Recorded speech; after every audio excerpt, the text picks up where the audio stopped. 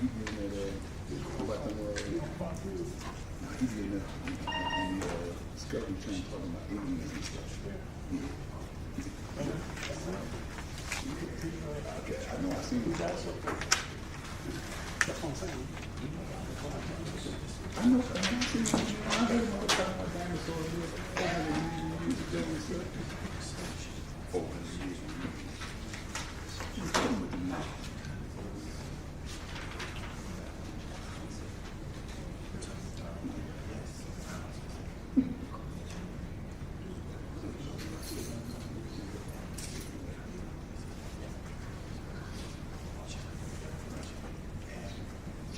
He said, "Give me another drink."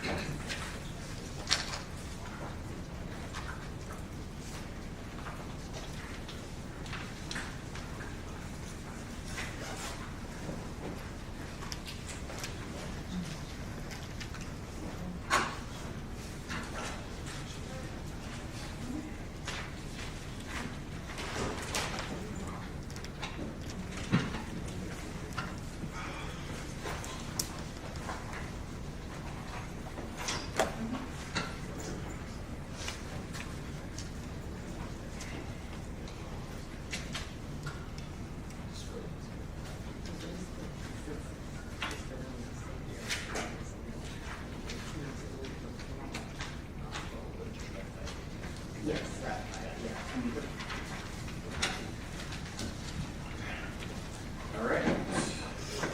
Good afternoon, everyone. Good evening, everyone. Bringing everyone to call this committee of the whole and special board meeting to order at 7:03 p.m. Please call the roll.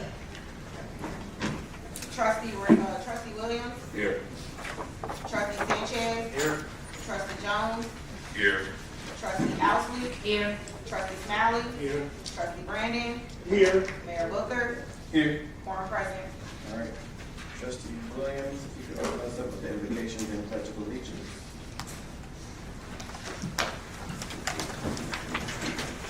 Lord, we thank you for this day. Thank you, God, for just allowing us to see another day. Thank you, God, for allowing us to congregate once again as we get ready to take care of the business of the village of Maywood. Thank you for each and every resident that's here, each and every resident of the village of Maywood that we have charge over representing, God. God, we just pray for peace, peace all over this world, God. With all the calamity that's going on right now, we just ask that your Holy Spirit would just come and encompass us, encompass this entire country, encompass this entire world. God, we ask that for the leaders of this world, and even the leaders of this village, that you would just put it on our minds, God, that we will be able to uphold the oaths that we have taken, that we will be able to look out for regular people and regular folks, God.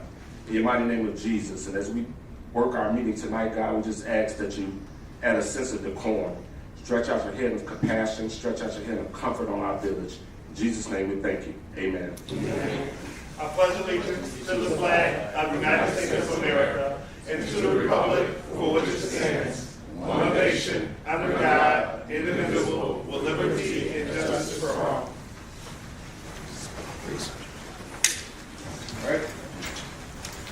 I need a motion to approve the minutes of the village board meeting for the Board of Trustees on Tuesday, February 3rd, 2026. Motion. Motion by trustee Sanchez, second by trustee Miley. Please call the roll. Trustee Williams. Aye. Trustee Sanchez. Aye. Trustee Jones. Aye. Trustee Ousley. Aye. Trustee Smiley. Aye. Trustee Brandon. Aye. Mayor Booker. Aye. Motion carried. All right, our Community Engagement Director, thanks for oaths, reports, proclamations, announcements, and appointments.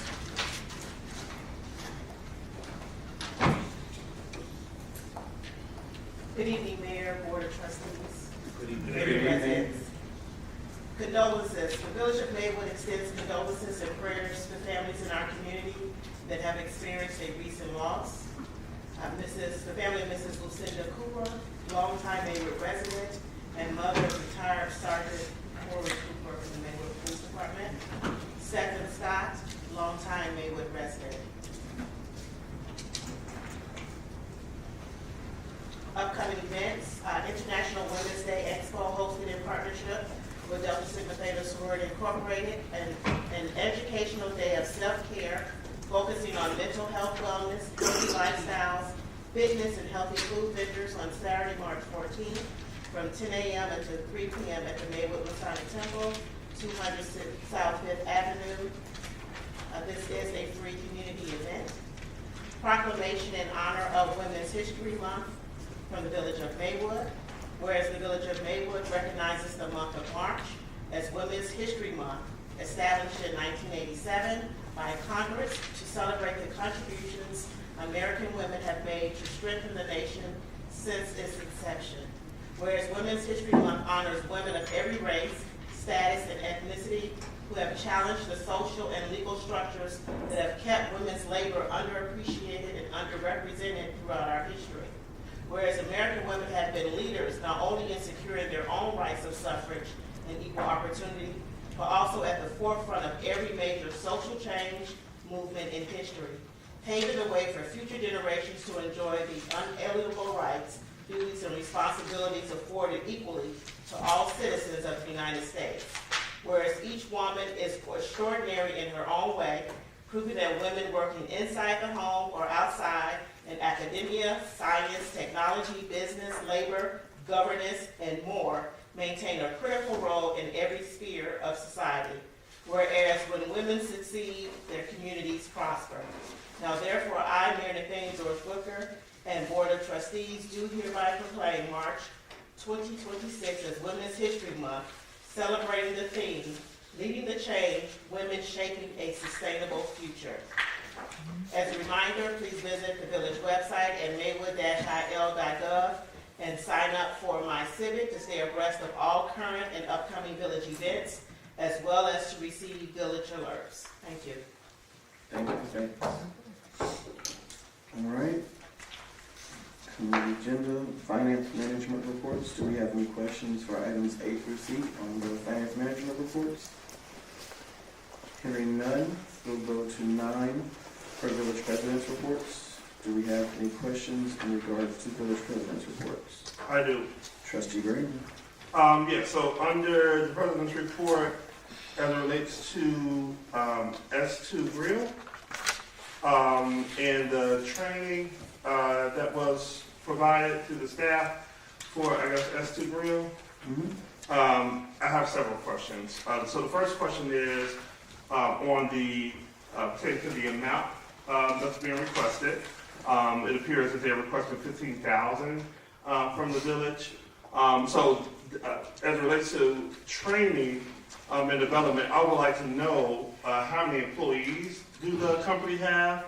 How many people receive training from the company? And then how many, I think I just mentioned that, how many Village of Maywood residents are currently employed with the company? All of those details are important. And anytime people are coming to us for these type of incentives, that information is helpful as we are seeking to make a decision as it relates to this. But normally, as it relates to any programs that we have, specifically as it relates to TIF, we normally, the company or agency or organization normally has some sort of like skin in the game as well. And so if the total cost of the services were $15,000 for the training, most certainly the company should have some sort of involvement in, covering, half. I think that the village should be consistent in how it's, distributing, TIF funds and maybe do like a 50% ordeal, just like we do in other cases. So that is my recommendation for the funds that's being requested. And on here it has this conflicting information in regards to the Roosevelt Road TIF as well as the Madison Street TIF. So are the funds going to come from the Madison Street TIF or the Roosevelt Road TIF? That was my other question as well. So this question is for staff. All right, so, and I'm trying to find my email because I don't see the only one it was sent to Michelle. Michelle, do you know the answer from the employees was? I know it was in the attachment when she had sent it. Oh, here it goes. All right, so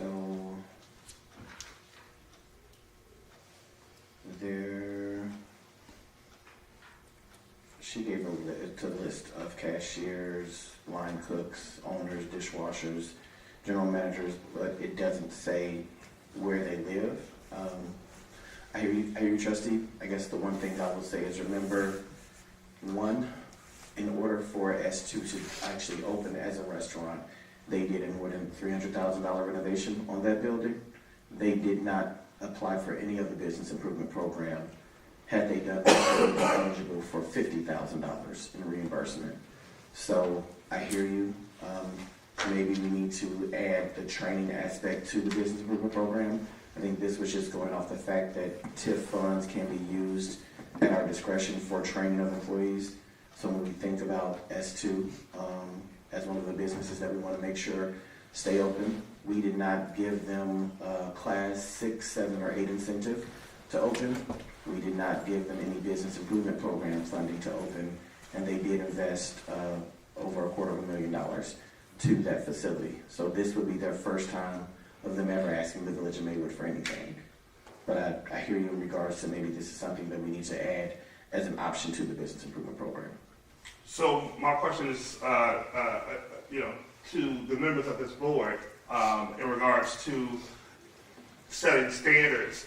So are we just saying we're just going to give S2 $15,000, exactly what they asked, and not have them to have any skin in the game? Normally, again, as it relates to the other TIF incentives, that's normally like a match, right? And so they come in before us, and I did go over the agreement that was sent over by legal counsel, and so there's a blank there in regards to how much this board is going to agree to give S2 Grill in regards to training. So we've got to set a standard because there are other type of establishments like this in the community, and most certainly there may be more to come. And so as it relates to what our jobs are and what I read in terms of the agreement that was sent over by legal counsel, we have to determine what their percentage is. So they come to us asking for $15,000, and now we have to rebuttal in regards to say, okay, we may not give you the whole 15, but we can give you X amount of dollars to ensure that everybody has skin in the game. And so I do understand, to your point, that they did not come for those other things, but those other things also have parameters as well. And I just want to make sure that we have parameters around this part as well, and we're not just giving it a grand total of $15,000. And I'm not even sure, and I do have some additional concerns around, like,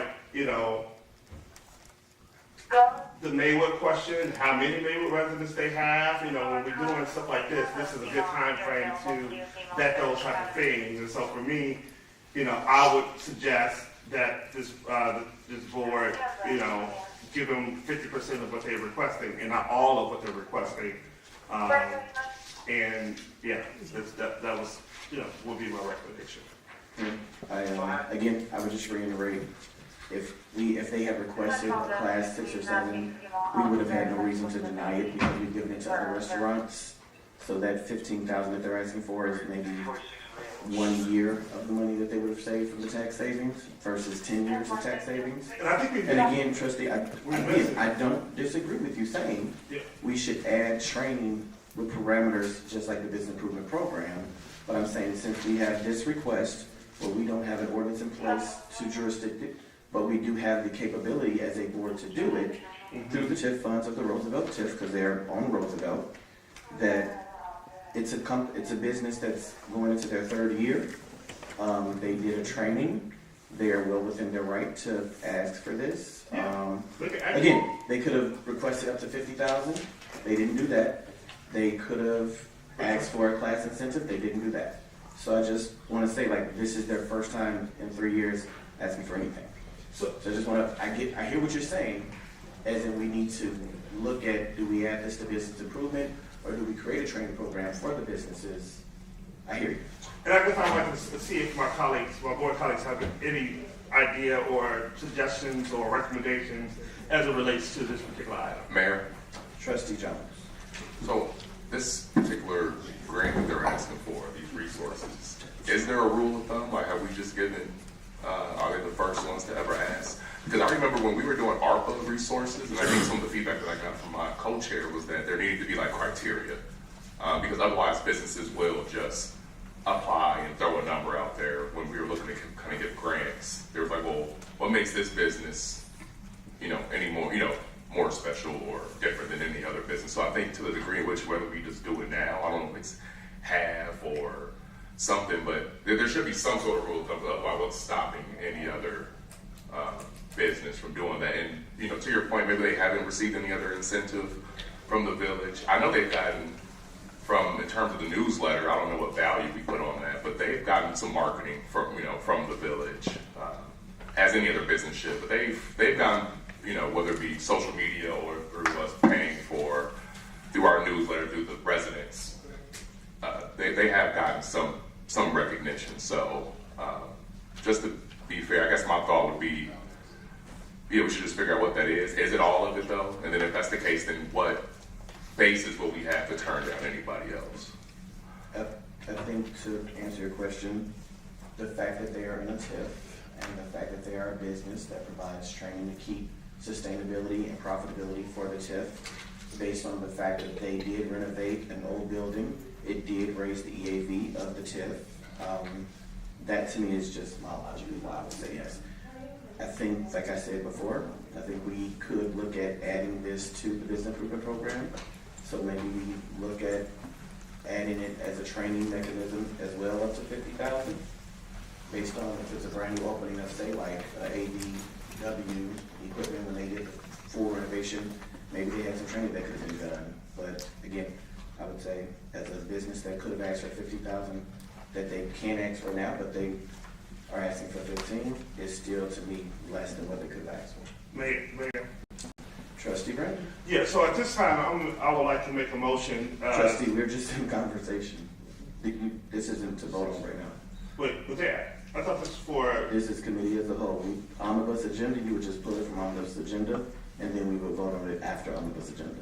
But No. You're trying to make a motion. Well, because as it was stated in the paperwork that was provided by the attorney, that the board has to determine an amount, right? So I'm thinking that this would be the juncture or the time frame in which we will determine that amount of what they're going to receive from the village. Attorney, could you provide some insight in So regards that would be pulling it from the omnibus agenda, and then whatever, if you're saying you want that item pulled, once that item gets pulled, then you would make that motion of what you would want it to be, But right now, as Community Hope, we're just doing discussion. So if there's a goal to pull it later, then just say you would like to pull whichever item it is in the omnibus. But I guess what I'm saying is, it may not be necessary to approve it if we can determine an amount at this particular juncture is what I'm trying to communicate. Attorney, can you provide? I would say that it's more appropriate to do that discussion within the voting component of the agenda, so that you have to do what the mayor is suggesting, which is to pull it, have the specific discussion, and then, to the vote. And if that happens, then you're doing it. Obviously you're flagging it right now, so people will be aware that that's your intention to do. But I think it would be appropriate to do it at that juncture, not here.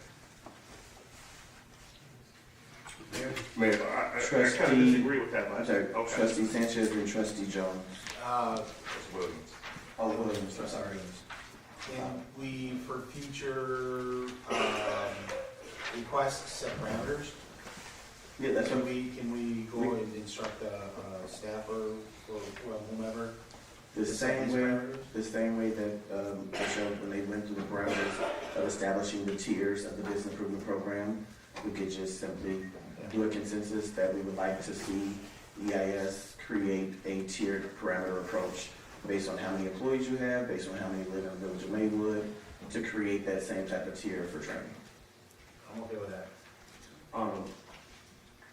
I don't think I heard the answer to Trustee Jones' question. Do we know how many other businesses have applied for and received this grant also? In my 5 years, I don't think anybody we gave money to for training.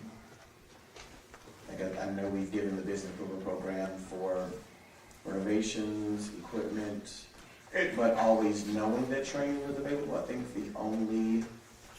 we have had the conversation with Lumity because they're in the TIF and they provide the training. But instead of them asking for TIF training, we help them get the 3 different grants from the state.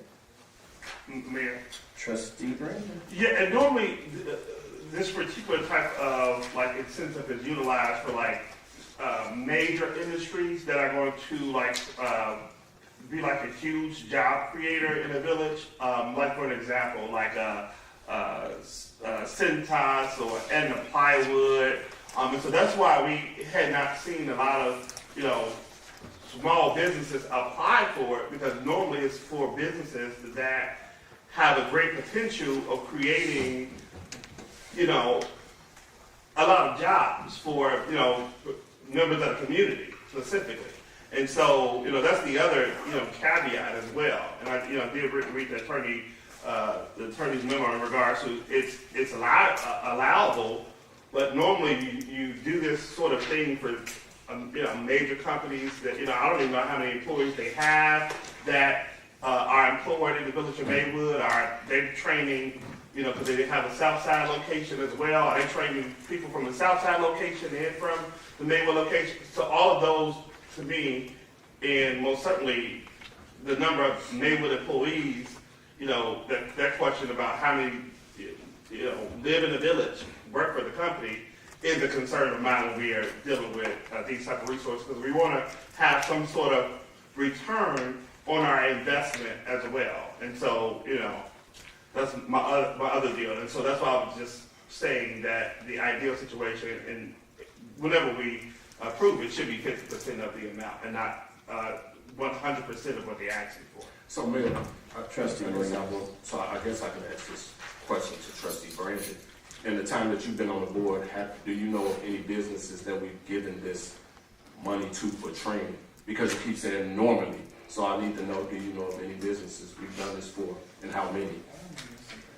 To my knowledge, I cannot recall. I guess you keep saying normally, so you said normally this is how we do things as a board, so I need to see the normal. I'm just asking a question. Trustee Jones and I had the same question. Yeah, sure.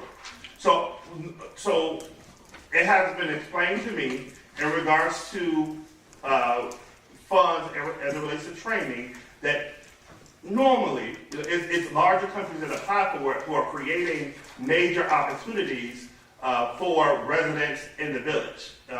And that's what I've always been under the impression of, that is for larger companies, in specifically like the companies that I mentioned before. Is what I have been informed. I've never seen bar and grill, because I don't know all of what somebody would need to be trained for to, especially in the tune of $15,000 to work a cash register or to provide, customer service or any of that stuff. And I'm not, questioning it, but I'm just saying, I just don't know. It's what I'm saying. But So, Trustee, I think a couple of things I would say. When we think about the increase in sales tax revenue, the increase in property tax revenue, because part of that building was closed when they actually purchased it to renovate it, those are things we need to take into consideration. Regardless if they're the dishwasher, the cashier, the server, the manager, the bartender, everybody got to get training. So at the end of the day, I don't want you to, I hear you, but I don't agree with the fact that it needs to be a large business, especially if we're thinking about revitalization of the 5th Avenue corridor, revitalization of Madison, revitalization of the 17th Avenue corridor, the 19th Avenue corridor. None of those corridor revitalizations are going to bring you 100 employees. They're going to bring you those local employees who are able to be a dishwasher, are able to be a front desk agent, are able to do sales. So to say that it's traditionally or normally, whatever normal is, wherever normal is in the way that you're referencing it, I would say as we're looking to revitalize every last commercial corridor of Maywood, I would prefer to see this be offered to businesses as a community partner to make sure customer service is in place, make sure food tasting is consistent, make sure marketing is done right. Because for me, if you're going to renovate the business, I more than want you to have the money to be able to renovate the business, but to help you sustain it and be a supportive partner in community, I wouldn't just restrict that or in my thought process to larger businesses. Mayor? Trustee Sanchez. We've talked about parameters, right, going forward, having these such parameters. I don't think we should be ousting one service industry for another, whether it's commercial, hospitality, industrial. These are still businesses in our community that are trying to survive and fighting for survival. Sure, everyone I think on the board is in agreement with having set parameters. I don't think we should, oust one company or business for another or consider it better or worse. At the end of the day, whether it's industrial corridor, or commercial, hospitality, it's still a fight and a struggle and a training. So, we keep on talking about the parameters. Let's move forward and have these parameters set for future requests. So would everybody be okay with just asking for EIS to bring forth what it could look like on a tiered approach to what training could look like as a reimbursable piece for the TIF? Everybody good with that? Yeah, I think those employee questions are also, that might be good too, to understand how many individuals in the community are actually being hired by this business. I mean, when we're granting funds to renovate a building, we don't have any employees over there. So I hear you guys, because we definitely want to have employees within the village working at our locations, but I hear you. Okay. So if we are in agreement with it, then we'll just be in agreement with it and come back to it. We got it. We don't have to belabor it. okay, but I guess I'll pull it in regards to the amount. Okay. Public comment. For public comment, you have 3 minutes to provide your name. You do not have to provide your address. Ms. Henry?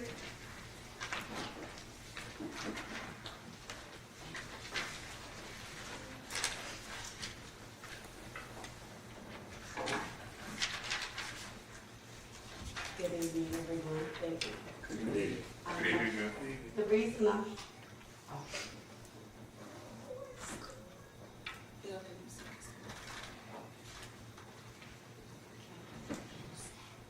You don't want to? good evening, everyone. The reason I'm here tonight is because I had a major concern. You have folders in front of you, and Ms. Manager, you have a thicker folder than the trustees. However, I provided you pictures so that you can follow along in exactly what I'm seeing and how I have been living. And in your folders, trustees, you will find, this is in regards to the unit that I'm living in, okay? And I've been there since 2019, and however, there was a previous owner, Rebecca Smith, and then it became a new owner, John, back in 2024. However, and trustees, you will see when the building was sold, and then in your folder, you will also see a citizen complaint, and I had asked for it for you. When you see the tabs, which are pink, I have indicated my apartment, but the whole document is basically for that whole property on North 7th and, because there's 2 addresses. So, but with the pink is really in particular my apartment. I have been living like that ever since the village came out and did their inspection back in 2024. I came, as you can see, in my citizen complaint on September the 5th of 2005, following up. I'm sorry, Lord Jesus. 2025, to follow up why this work hasn't been taken care of in my apartment. Hazard to my health. I am a heart patient, very many underlying conditions, mold, everything. Then, on top of that, village manager, you will see a Chicago apartment lease. I looked the information up. I try to make sure I do my homework, cross my T's and dot my I's. Well, according to, this is the city Chicago lease, not a, That's time. I got you. okay, so, Wait, I mean, like, you're at time, but, I got you. I comment on all the public comments after all the public comments, but we'll give you a response. okay, thank you guys. You're welcome. Ms. Tompkins?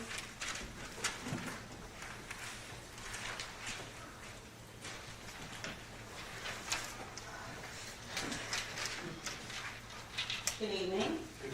Good. My question is on 9BS2 reimbursement. Even though they never requested a SES 6-day or whatever it is, the village is not obligated to give them any money. My question are, is there a specific job training agreement with S2 or AWSB? And I kind of remember in 2017, the village attorney put something in that all job training would have to go through Triton in order to be reimbursed, instead of directly with the company itself or the business itself. And TIFs, I didn't think were directly created, were not created for job training. It was created for redevelopment of the area. So how does job training align with reimbursing for a redevelopment area, which was how TIPs were created? And my other concern is there an ordinance authorizing reimbursement to approve prior to the business entering training program? Also, the invoice that was submitted in the packet from LLF, it just says professional development training, $15,500. It has no specific reasons why. So is that the way the finance department normally receives invoices with no details of why they're being charged? Just, this is what you owe me? Thank you. Ms. Alexander?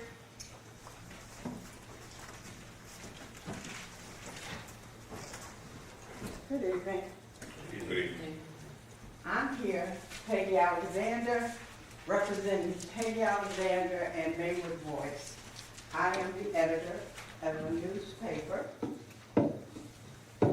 This is my first edition since 2003. I stopped because there was no need for it, I thought. But in coming back to the community and we don't have the Village Free Press, I feel the need for it now. I see things that look questionable. So we need reporters to dig into it. It's all Maywood news, not Bellwood, Broadview. I am interested, I am on Team Maywood. I am interested in Maywood only. That's where I pay my taxes. But what I wanted to talk to, because I only got 3 minutes. Okay. On your hill, the property on the hill that you're getting ready to sell, I think you got some information about back taxes a little wrong, because you have a certain time to redeem your taxes, and I know this by a personal experience, to redeem your taxes, but for commercial property, it's between 6 months and a year. So I'm not sure how you're going to get a payment plan for that amount, a large amount like that, and pay that off, plus pay what you owe in the next year's taxes, and what we, because they're gonna add that on March. April 1st, there's gonna be another payment that's due on your taxes. I got my bill. Everybody got their bill? Oh, you don't get a bill? I don't have one yet. Oh, you didn't look in the mail, because they came. They came, and they're high. So I don't understand how we can give someone a piece of property in Maywood with more, how do I want to say that? With more incentives than they're paying for. So we're just giving this property away. And it's a large amount of property. It is a property that's been abandoned. It's got soil problems, but it is property. So I think we need to really vet that a little. I don't know what kind of checklist we got as far as what you need to hand in before we approve stuff.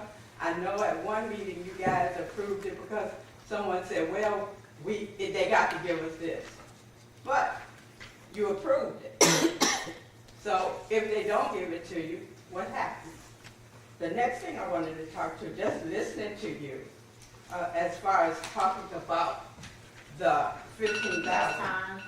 Okay, can I finish this sentence? Talking about this 15,000, what are the checks and balances to see that they are spending this money on what they're saying they're spending it on? Thank you. Thank you. I have more, but I only got 3 minutes. Ms. Williams?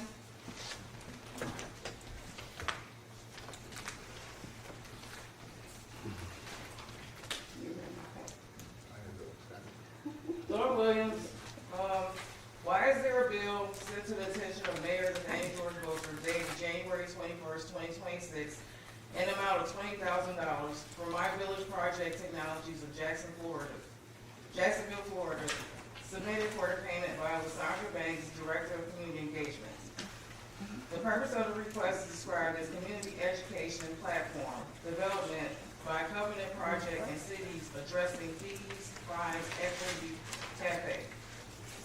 The Solomon Group LLC is paid $2,250 for Covenant legal fees from December 1st through the 15th. Since their contract was signed and ending of the village relationship between Oak Park Regional Housing Center, that cost Maywood taxpayers $150,000, and there has not been a report of the benefit of that relationship. What exactly is the Solomon Group doing? My other question is the 30 Madison project. Ms. Claudia Van Dyke, the village marshal, just sent a video out earlier. I recommend everyone watch it.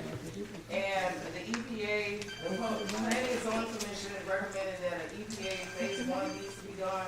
But Ms. Van Dyke, who is a microbiologist and deals with environmental and also a doctor, she requested that you all change that to be an EPA phase 2, which will test the soil and test the ground of that area of 30 Madison with the entire 7 acres. And my other question is, that's it for now. Thank you. That's all for this one. Okay, thank you. All right, so I'll say, Ms. Henry, I'm sorry, what we can do is have Superintendent Fairley get that packet and actually we can talk about everything that's going on in your building and in your apartment. So you should not have to live in a space that you have to put together a packet to talk about what's wrong with it. So we'll make sure our building and code department gets in touch with you to talk more about that. Ms. Tompkins, I have not heard of the 2017 training from Triton, so I'll get with KTJ because KTJ was our legal firm at that time.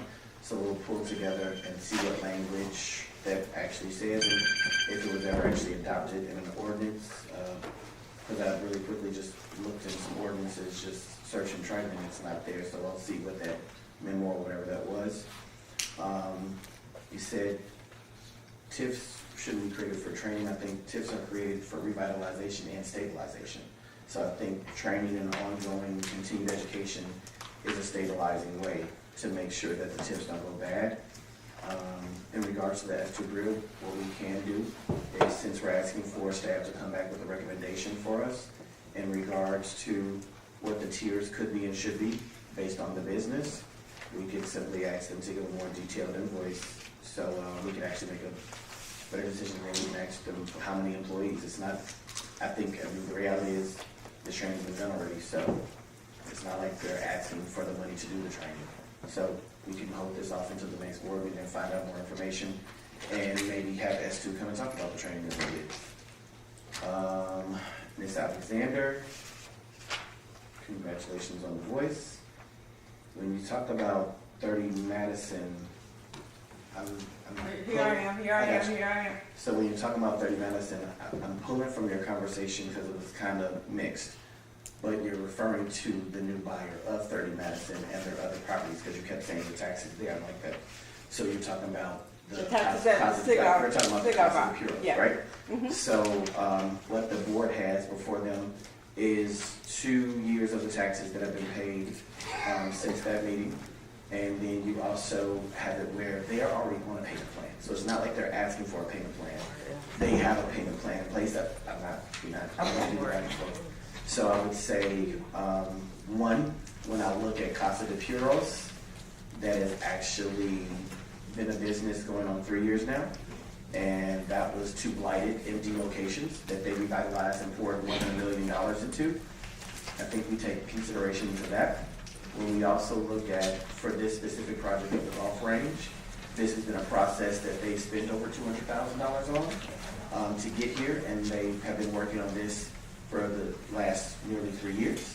And I would also say if we're looking at it from a revenue standpoint, this new project does bring new revenue for jobs, it brings new property taxes, it brings new sales taxes.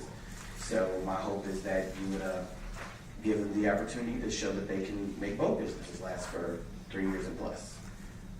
When it comes to Ms. Williams, My Village is a group that's based out of Florida as a not-for-profit organization that focuses on organizational development for communities and not-for-profits. We met them during National League of Cities, where they had a youth excel project.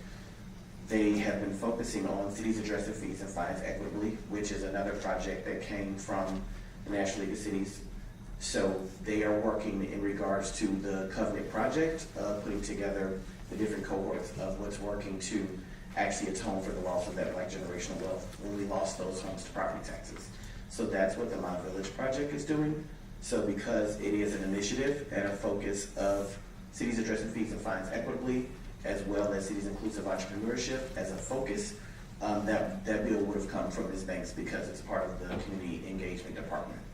So Solomon Group and the Oak Park Regional Housing Authority were approved at the same time. So the Solomon Group didn't take over for the Oak Park Regional Housing Authority. The Regional Housing Authority contract that was for $125, they were only paid for 1/4 of it. Regional Housing Authority, through the process, we ended up working to get a community navigator who is working in the same parts of what the Oak Park Regional Housing Center was. The Oak Park Regional Housing Center already has different obligations to the Village of Maywood because of their federal funding status. So the Solomon Group is the team that's focused on residential in regards to property acquisitions for properties that we are now putting more liens on, the properties that we are now holding more accountable for keeping their properties up. So the Solomon Group focuses more on property acquisitions for the Village of Maywood and legal counsel in regards to those properties, whereas the Oak Park Regional Housing Center was replaced by a person that we brought on into the Economic Innovation and Sustainability Department that works that. So just to be clear, the Oak Park Regional Housing Center was not paid for the entire project. They only received 1/4 of payment.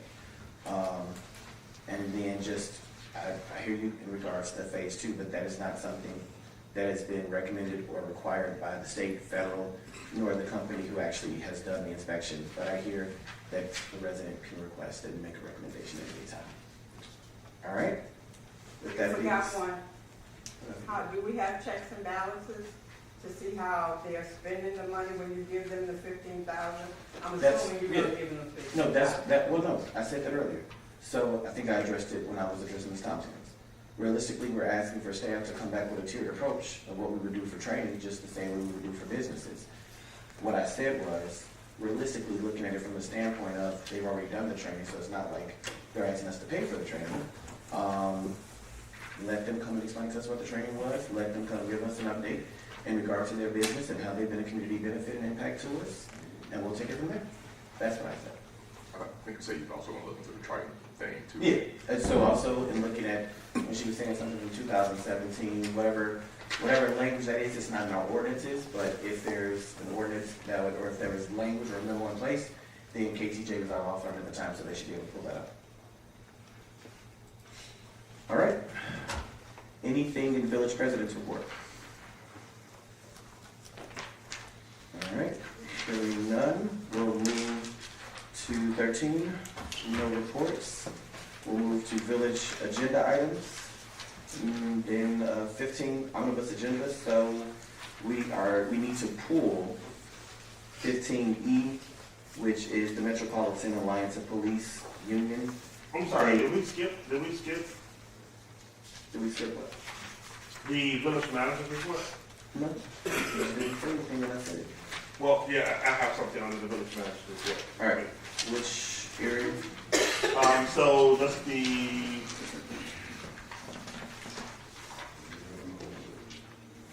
what's this? The first item. Item A, No, I'm sorry, item B. the special permits of 30 Madison. Yeah, so a question was just asked, and this question is for staff, because normally when individuals are looking to do business with the village or receive any incentives from the village, they have to be in good standing from a tax perspective. Interim Manager Satchel, do we know if staff had checked and did their due diligence in regards to the current taxes on the property? So, trustee one, you have the actual Cook County Treasurer's report of taxes paid on your report, and then you have the 2 invoices So this is, of taxes paid. okay, I just received, this is what I just received. Yeah, Okay, so yeah, you got okay. 2013, you got 2024. And then again, that's also making sure at the time that we go into closing that there is no debt. So realistically, we can't transfer the property until all debt is cleared up, right? So them owing 2025 taxes on a payment plan. So, and I want to go back, and that's why I'm trying to put the conversation in the right perspective. Okay. And that's what I'm trying to ask staff, what netting or vetting or checking that they do, because normally, when projects come before us, like, there's no issues with them owing, especially with them getting so far down the road, right? These things are normally netted and checked prior to it coming to this dais. And so, my concern, is shared, with the residents in regards to a payment, he said payment plan, but no, we don't, if you owe, whether it's a payment plan or not.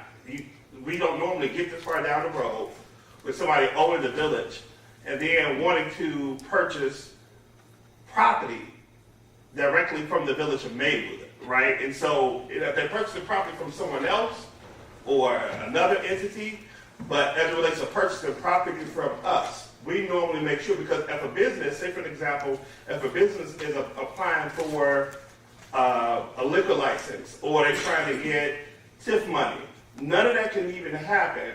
And they're told from the very beginning that can't happen until they pay up any back owed debt. And so this evening we're saying that, well, there's a payment plan and these taxes have been paid.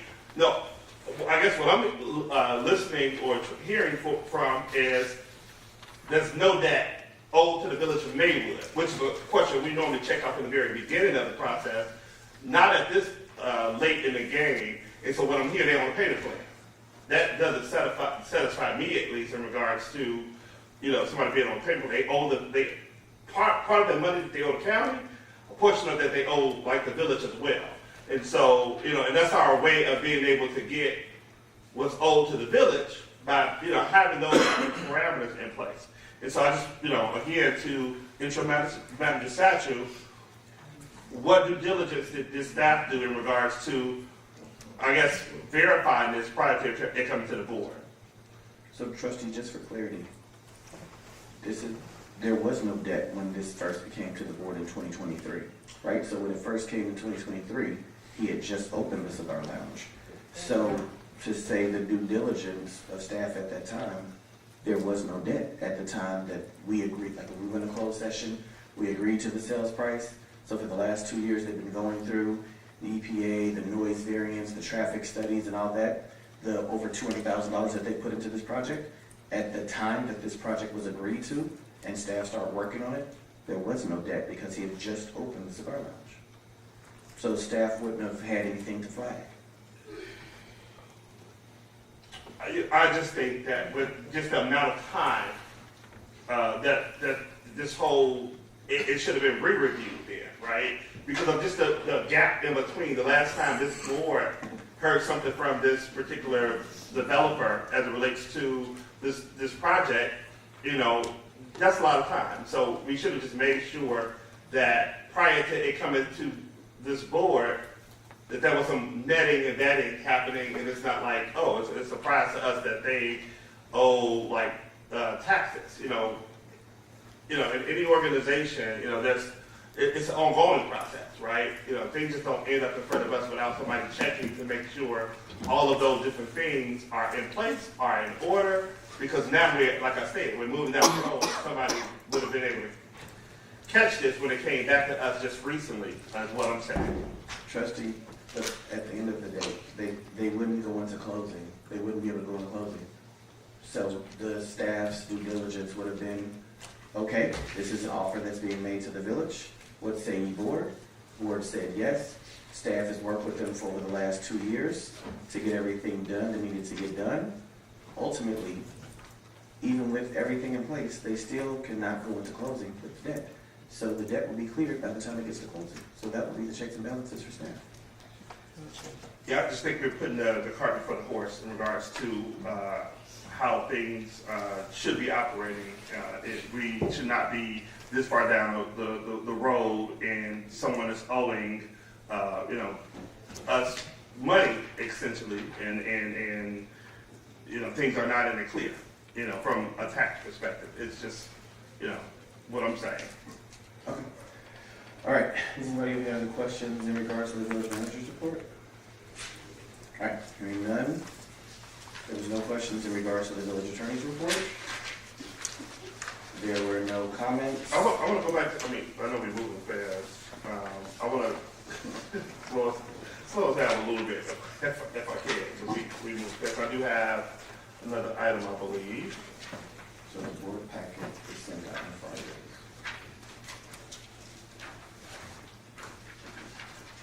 Okay, so there was, under the manager's report, this MOMI training that I guess is taking place.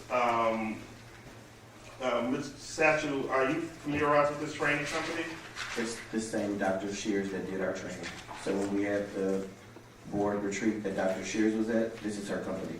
Okay, perfect. Okay, so I am familiar. So she did the board retreat. So I was, after looking at the paperwork, one of the things I was like concerned or confused about. So it says that the individuals that are receiving this particular training is department head and then Mayor Booker. So I was just trying to figure out like how or who determined who received the training, how the training is going to be provided, and who has access to it. Was there any talk about, those things, or who determined this? So say, This. I'm gonna turn it over to the village manager, but Yeah. it literally came from because we had a good training session with her, me asking her what would be her rates, and then introducing her to staff so that staff could have conversations with her. Well, it was really just a handover, but village manager. So the department head had a training with her too, maybe a little over a year ago. And with the amount of changes that we're having at the village, namely with the directors and that's why we felt the need for training. There's been feedback that there hasn't been customer service training and all of that. And so the thought process is to start with our directors. I believe there's 3 different proposals for, various trainings. And so we're starting with the leaders of the departments, and then we will continue it once they're short of what they need to effectively manage their departments, because there is, some room for growth there. And then we will decide what further training we need to trickle down. Did I get that amount right? $16,000? It's broken up into different trainings. So like the attachments, I don't have the attachments with me here, but in your packet, it's 3 different training sessions. And the sum is that amount. Okay, and who determined like who has access to training? What do you mean, in terms of? Like, whether or not like government officials could participate in it, or like. So trust, I just need to be clear. I'm hands off of the training. They put together the training. I did not see the training put together before they put it together. And that's why I'm asking, because this is an operation question. It's not open to everyone. It depends on a particular topic, what we get into. If you're requesting training for the board of trustees or something like that, then certainly we can look at, what that would look like. But for our training, no, it wouldn't be open to the board. Okay, because in the presentation I saw training for elected officials, so that's what I'm saying. Right. If it was open. Yeah, so each of the different modules is for that unit. So the one that's for the directors are only for the directors. If there's something for the other staff members, then it would be just for them. And then when that's complete, then we'll get any recommendations of what further training we need. Okay, all right, thank you. So this is preliminary, really just to get us going. We've been lacking it. Okay, thank you. Okay. Are we at village attorney's report? So anything for the village attorney's report? Yes. Okay. Trustee Green. Yeah, so I just wanted to just read this letter in regards to the first item that is on here as it pertains to the separation with Mr. Torres. And I just want to make sure that I have this on record. And this is just to the members of this board and Trustee, can I ask one thing? As you're reading, can you just preface that you understand that this employee was on FMLA and then resigned, so I don't want you to say anything that can be Yeah, used against this village department. Just making sure. Well aware of that, okay. Okay. So over the past 5 years, our village has unfortunately created a revolving door of leadership as it relates to this village manager role. And my concern is the instability that it creates across the village. This level of turnover is not only concerning, but it is also unhealthy for the stability and the effectiveness of village operations. Consistent leadership is essential to maintaining organizational direction, staff morale, fiscal responsibility, and long-term strategic planning. I did not support the appointment of Mr. Torres to the role of village manager because I did not believe that he was qualified for the position. Despite my concerns, a majority of this board approved a bonus for Mr. Torres in May of 2025 and granted him a 2-year contract. That decision was made without a comprehensive performance evaluation process in place. Furthermore, this board failed to conduct a formal evaluation of Mr. Torres and did not establish clear goals, expectations, or measurable benchmarks to guide his performance.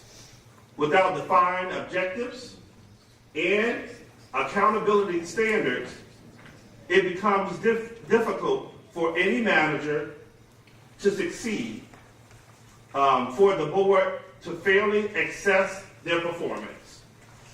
Now, to my board colleagues, we have an opportunity to place our village on stable and sustainable ground. It is imperative that we move forward by hiring a qualified, experienced professional, village manager, who possess the credentials, the leadership ability, and the municipal management expertise necessary to effectively lead the village operations. To ensure transparency and attract the strongest candidates, we should partner with the International City Managers Association, ICMA, to conduct a national search. Engaging ICMA will allow us to identify highly qualified professionals, implement best practices in municipal recruitment, and restore confidence in the leadership of our village. Our residents deserve stability, professionalism, and an accountable governance. Let us take this moment to correct course and to commit to a thorough professional search process that prioritizes qualifications, experience, and long-term success for our community. And I wanted to ensure that I stress that to my board colleagues. We have a great opportunity to put the village back on track as it relates to hiring someone who's qualified in the role of village manager. It is also my recommendation that this board put monies in the budget to be able to market the position and to ensure that this job is open to the public to apply for it and to be able to conduct a national search as it relates to this particular role to get our village back on track. Thank you, trustee. Just some points of clarity. Your narrative of back on track and your narrative of this administration is somehow different than others. If you look at the last 40 years of the village of Maywood, there's been 6 mayors and more than 20 village managers. So to say back on track, the longest serving village manager was a little bit of 4 years if you look at the last 40 years of the village of Maywood. So while I understand we're referring to 2 village managers that were hired as village managers, 2 people that were interim, and 1 that came in as a consultant that stayed longer than normal under this administration, you've had over 25 actually, because we did the list.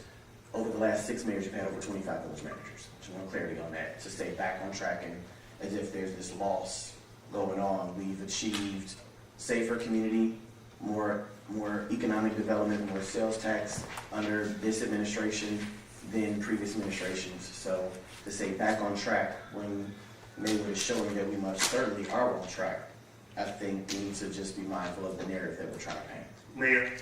Trustee Brandon. Yeah, so what I'm speaking of when I talk about having some strong leadership at the HIM is having someone who can end some of these open contract negotiations that have been open for far too long. When I talk about having someone strong at the HIM, someone who understands this municipal government, somebody who's going to protect the village's resources, and also create some guardrails as well. So that is what I'm speaking of when I talk about somebody who's qualified for the position. And again, we've tried, or we've had these experiments with folks who just don't meet the qualifications at all, with no experience in the field, and it has gone really bad for the village of Maywood. And so we keep, having bad experiences, and it's not getting us anywhere. And so that's why I'm stressing to the members of this board that we have a responsibility. As a matter of fact, one of our number 1 jobs as village officials on this board, and a part of this dais, is to hire a qualified village, under this government, a qualified village manager to lead the day-to-day operation of the village. And for the past several years, Frank most certainly wasn't qualified for the job, and I'm going to beat that drum because I was beating it from the very beginning. Chancellor Armstrong wasn't qualified at all, and then since that point, it's been interim village managers, and from the chief to Ms. Satchel. Ms. Satchel doesn't meet the qualifications for the job. I don't know if she wants the job, but she do meet the qualifications for it. But all I'm saying is, as a board, it is incumbent upon us to do our due diligence and to do our number 1 job and to do it well, and that's to make sure that this village is led by a strong village manager. All I'm saying. Thank you. Thank you, Trustee. So with that said, we'll go into. So we have no trustee reports, no village board agenda, so we're at omnibus agenda. We're gonna pull 15E, which is the maps. They have to go back to their union for ratification.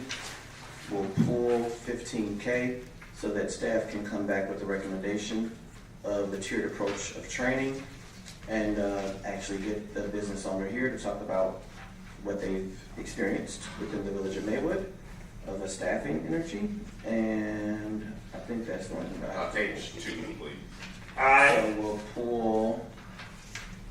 pull I for the variance, then we'll pull H for the resignations and severance. Okay. So omnibus agenda. I said okay. So omnibus agenda A through B, pulling 15E, 15H, 15I, and 15K. And S and T. And S and T. Okay. Motion to approve. Motion to approve by Trustee Jones. I need a second. Please read the omnibus agenda. Trustee Allen, second. Yes.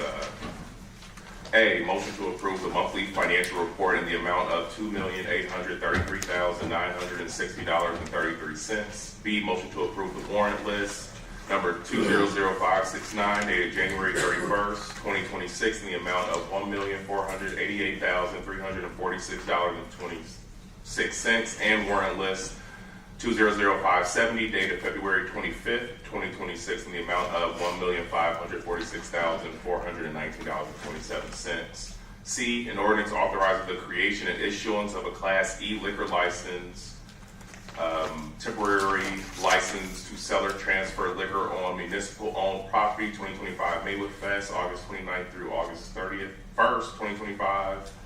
C, Village Attorney Memorandum dated February 25th, 2026.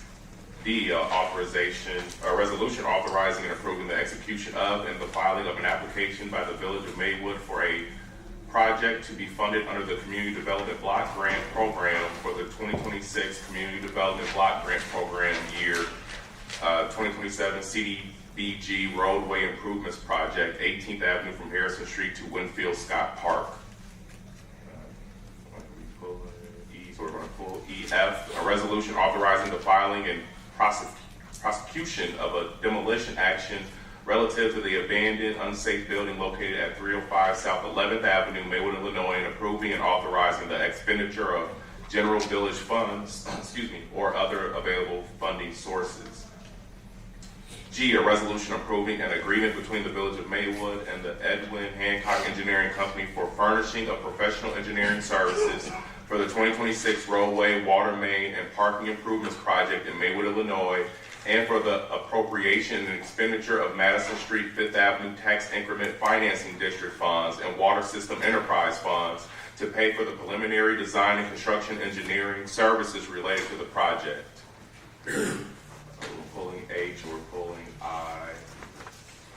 J, motion for approval of an ordinance amending the text of section 12.4.d of the Village of Maywood zoning code to specifically prohibit metal garages in the R1, R2, R3, and R4 and R5 zoning districts. We're pulling K, L. An ordinance approving the reimbursement request payment for tax year 2024 as part of the economic incentive payable from the Madison Street, Fifth Avenue Tax Increment Financing District funds for the TIF eligible redevelopment costs incurred as part of the Starbucks Coffee Shop project, and authorizing the release of such TIF funds to 1700 through 1704 South First Avenue LLC or its successor. M, motion to approve bid waiver and authorization of payment of invoice number 82 dated January 15, 2026 from Professional Concrete Services LLC of Franklin Park, Illinois, in the amount of $10,000 related to concrete restoration services performed at 7th Avenue in Madison following water main breaks. And motion to approve bid waiver and authorization of payment of invoice number 1156 dated February 15, 2026 from Geno's Heating and Plumbing Incorporated of Broadview, Illinois in the amount of $12,224.09 for emergency water main break repairs at 607 South 9th Avenue.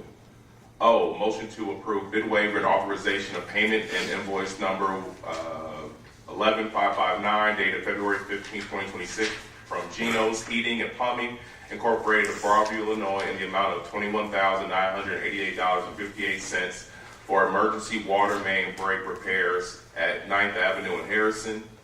P, motion to approve bid waiver and authorization of payment of invoice number 11,563 dated February 17, 2026 from Geno's Heating and Plumbing Incorporated of Broadview, Illinois in the amount of $13,474.64 for street restoration following emergency water main break repairs at 9th Avenue in Harrison. Q, motion to approve a resolution approving a waiver from the request for a qualification process under Section 8 of the Local Government Professional Services Selection Act and approving and authorizing the hiring of Guider Group LLC and payment of a fee proposal in an amount not to exceed $15,500 for the performance of architectural design and construction plan services in accordance with the Professional Design Services Agreement dated February 12, 2026 regarding the proposed 1100 South 11th Avenue building renovation project, formerly Ceasefire Building, and the appropriation and expenditure of ARPA, state and local fiscal recovery funds, and or available village funding resources to pay for the services. R, motion to approve issuance of request for proposal for express exterior car wash services with conveyor belt access. S, a resolution approving and authorizing the approval and execution of a vendor contract. Oh, I'm sorry, pulled S and T, thank you, trustee. I think we're jumping to you. Yeah, motion to approve awarding contract to the lowest bidder, namely Harry's Lumber of Chicago, Illinois, regarding the procurement of lumber associated with the construction of garden beds at 1100 11th Avenue pursuant to the quote proposal number 2602-016-760 dated February 20th, 2026 in the amount not to exceed $16,706.50. Source of funding, ARPA. V, motion to approve a resolution approving an emergency waiver from the request for qualification process under Section 8 of the Local Government Professional Services Selection Act and approving and authorizing the hiring of Guider Group LLC and payment of a fee proposal in an amount not to exceed $90,000 for the performance of architectural design and construction plan services regarding the proposed 615 South 5th Avenue grocery store renovation project and the appropriation and expenditure of Madison Street 5th Avenue tax increment financing funds to pay for the services. All right, please call the roll. Trustee Williams. Aye. Trustee Sanchez. Aye. Trustee Jones. Aye. Trustee Ousley. Aye. Trustee Smiley. Aye. Trustee Brandon. Aye. Mayor Booker. Aye. Motion carried. All right, I need a motion for a resolution ratifying, authorizing, and approving the execution and resignation and severance agreement and release of all claims from Francis M. Torres, and authorizing the payment of compensation in accordance with the agreement. So moved. I have a motion by Trustee Williams, and a second. Mayor. Second, Trustee Jones. Yeah, I'll just piggyback on what Trustee Brandon said, some of his comments, but my comments are one geared toward Kleinthorpe and Jenkins. I shared this with Mike Jeruzzi, but I also want to share this with Attorney Carlos. So I noticed that the agreement was signed by the former village manager on February 17th, and the village board reviewed this officially as a board in closed session at our board retreat. So in other words, this was presented to him in some sort of capacity and had a discussion and was essentially finalized before the board, I believe, gave direction to even prepare this. Instead of making assumptions, what I would like to propose to the attorney is to just confirm that you've gotten board consent, especially with anything as it relates to resignation or severance agreements or employment agreements, specifically with the village manager. I think that needs to be very explicit that the board has given consent and has given direction. So, for example, I can't come to you and ask for you to prepare a severance letter or a resignation letter independently for a village manager or anyone else on the board. I found that to be just not okay. So that's one thing. Two, I did want to kind of earmark this because I didn't want this to be looked at as our former village manager resigned. There's really nothing to see here. There is something to see here. I think, to the mayor's point, we have made tremendous strides in the town. So I don't want to take that away from whether it be community engagement, code enforcement, community development, EIS, even Director Satchel, as she's operating in several roles, a clerk's office. There's been a lot of new businesses, etc. There's been a lot of wins. However, there were a lot of things under Frank's tenure that I believe resulted in a lot of vacant openings at the director level, a lot of revamping of roles that he would have ultimately had to sign off on, and he has not been able to speak to those.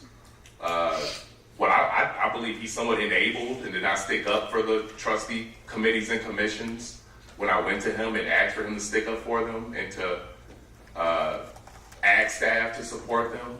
and why we somewhat at the trustee level, which I can't blame him, it's really the board's fault, but to the degree in which he didn't support that and lean into that, outside of the fact that he was not qualified for the role, and even the person that hired him for assistant village manager said that, and we went into it. So to the degree in which we need to be getting a very high return on investment from our village managers in particular, but all of our staff, but in particular that role, we didn't. We gave him a bonus, but those that supported that bonus essentially said we feel like he's meeting expectations and exceeding, and then we, due to, what word do I want to use? Reasons, whether it be FMLA or other accusations, I'll just leave it at that, that the village attorney tendered a resignation and separation agreement to give to him, to have him sign it, I think is very different than someone tendering their own resignation, because otherwise you're not really concerned about someone suing. If I'm voluntarily quitting is what really resigning is. So I mean, at some point we decided, based on some terms, that we weren't interested in moving forward with that relationship. And I think we did offer him a 2-year contract. He made it, I won't even say he made it 10 months, that'd be officially, to the degree in which this was a bereavement. Part of it was, I will cut him some slack for that. That's tough for anybody to have to go through. So I want to take that outside of that, though, because what I'm talking about is very different. I've had several conversations with Frank, and actually a few times I tried to meet with him. He was rarely in the office. Rarely. I like to pop up and just kind of see what's going on. I love when folks are at work. I love seeing them at work. I do it just to say hello. So I did that quite a few times, and he rarely was there. When it came to extracurricular events, he wasn't around. But we gave him a bonus. And so I guess to Trustee Brandon's point about what our main job is, let's take this opportunity to, whether it be we move forward with however we move forward, let's take it seriously. Let's actually go through a serious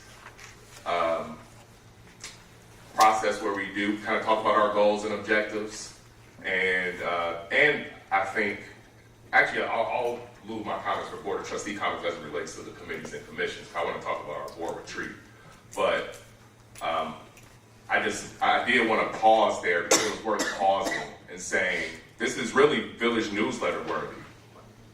Like our village manager not being here anymore and us figuring that out, that's something that should be front, second page. And to the degree that people wouldn't have even known who he is or was is disappointing. So I'll leave it at that. And I'm glad we're able to go in a different direction. And I want to be voting no on this resignation or on this agreement, not because I don't think I like to move forward. It's because it's based on my experience.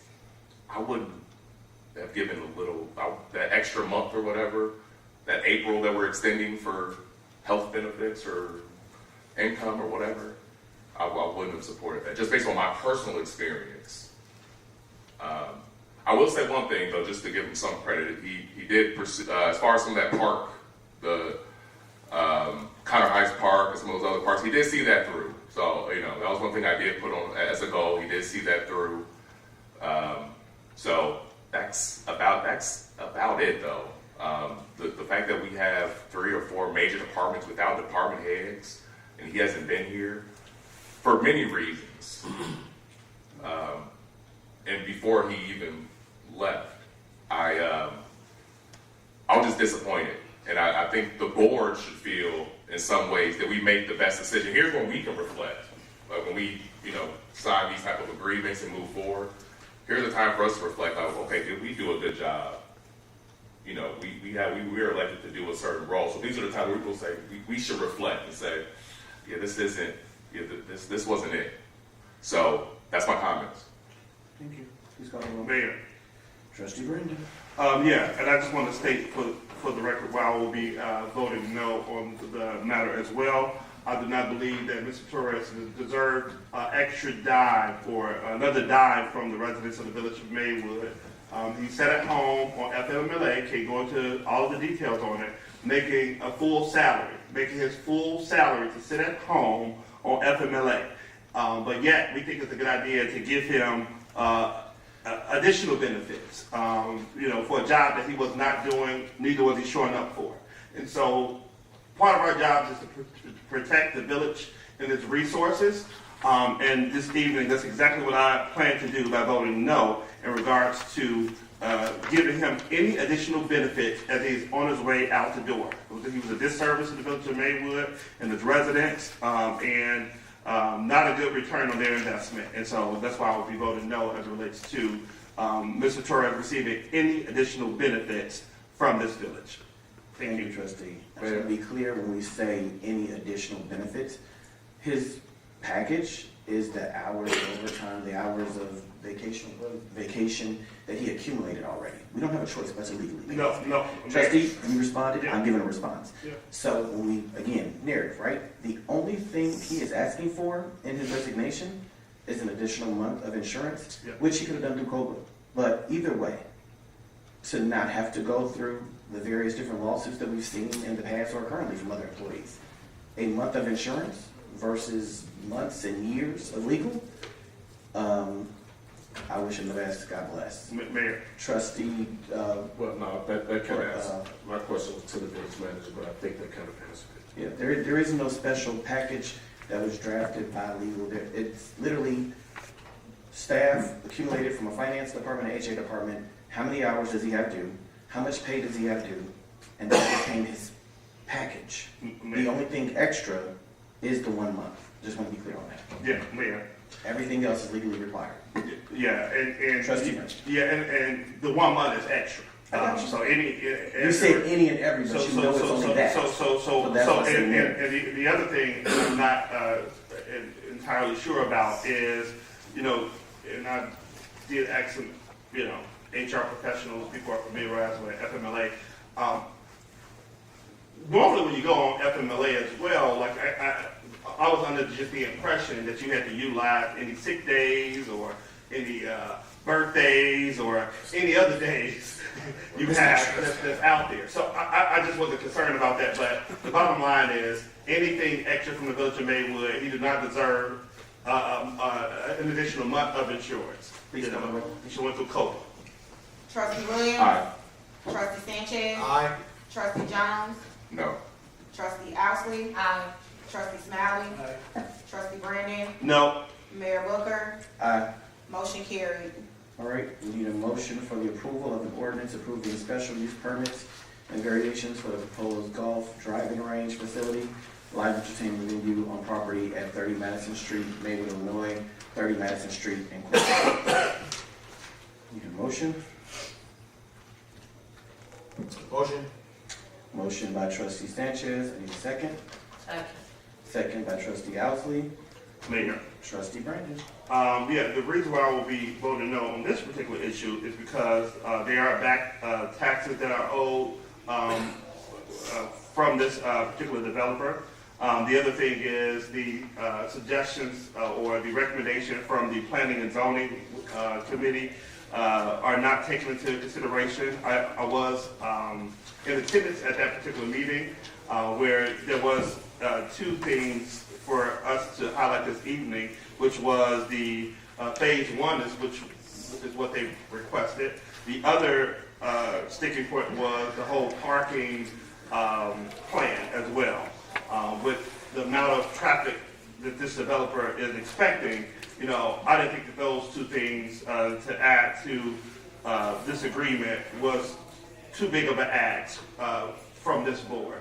And so I will be voting no because of those reasons. And again, it includes back old taxes, as well as having a phase one done. And that was the recommendation from the Planning and Zoning Committee. And the third thing is the third recommendation from the Planning and Zoning Committee was to have a parking plan scheduled because the parking plan seemed a little bit wacky in having cars parked all over. And so those things are not included this evening, and that's why we'll be voting no. Okay, so just for clarity, in all of your packets that was on the desk was the letter acknowledging from Ms. Jessica Madsen that she is an environmental professional of 25 years of experience. She has evaluated the Bushwood driving range property and familiar with its environmental history. Based on the information and walking through property, there is no environmental reason that would prohibit the sale of this property. So What was it? That's in your packet. You have a copy of it. In my board packet? And in your packet, that's right behind the property taxes that have been paid. Oh, so this was given tonight? Yeah, so, because they had the meeting, right? So they had the meeting, the people who are trying to acquire the building took heed to that. They gave the parking plan, they had the company, K Plus Environmental, Jessica is the department head, K Plus Environmental come out. So based on what was talked about in that meeting, she came out and evaluated the property. Based on what was discussed in the meeting, the plan was given for parking, but realistically, again, it was also discussed in that meeting that come June of this year, a parking plan is not legally required for that site and for that facility or for any type of business like that. So realistically, as he's giving the options of parking, it's not that it's spread out. It's no different than if you go out to Highland Park and you go to Ravinia. It's the same type of parking layout that a Ravinia gives and provides and has events all summer long, which I pray that we look forward to having that same type of energy for the village of Maywood. Oh, yeah. Well, So Trustee Sanchez, What will be the hours of operation? the hours of operation would be them, I guess they would have to submit, you want to give the hour of operation synopsis right here. Sure, 9 a.m. to 11 p.m. Okay. Mayor, I have a question. Trustee Brandon? So the request that was made, and I haven't reviewed this, and this was presented to me tonight, and so I haven't even been able to digest it at all. So the committee recommended that EPA study is done. So how is what was done different from an EPA study? And who is this person that, you mentioned again? So back in 2021, we already had the information from the EPA when we did the transfer from the Cook County Land Bank to the village of Maywood. They gave us, in regards to get that, there was information about the EPA study that had been done before when the property was first opened. That information was in that 105-page document that we received back then.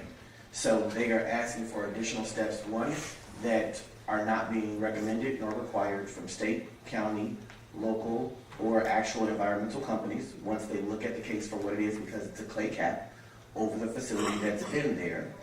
There is no, so the recommendation of that, they're already doing their due diligence because they're closing on property. You can't close on property if you have debt, so that's going to be taken care of. And they would never close on property that they believe that the deemed has an issue at all. So this lady with the EPA? She is a certified environmental specialist of over 25 years of experience. But not with the EPA. Trustee, you have the report. I mean, I'm just getting some, I got you. Yeah, I'm not going to try to. Mayor. One moment, if you want to. Mr. Mayor, so in that Planning and Zoning Commission, it was not the recommendation that the EPA do any study. It was the recommendation that a Phase 1 report was done. A Phase 1 report is not done by the EPA. It's done by environmental groups such as K Plus Environmental, which is actually the organization that did the initial Phase 1, Phase 2, and IEPA SRP program for the village of Maywood when that particular piece of property was sanctioned by the EPA to put the clay cap over it. So it's essentially the same company from 15 years ago reauthorizing the same stance. Trustee Jones.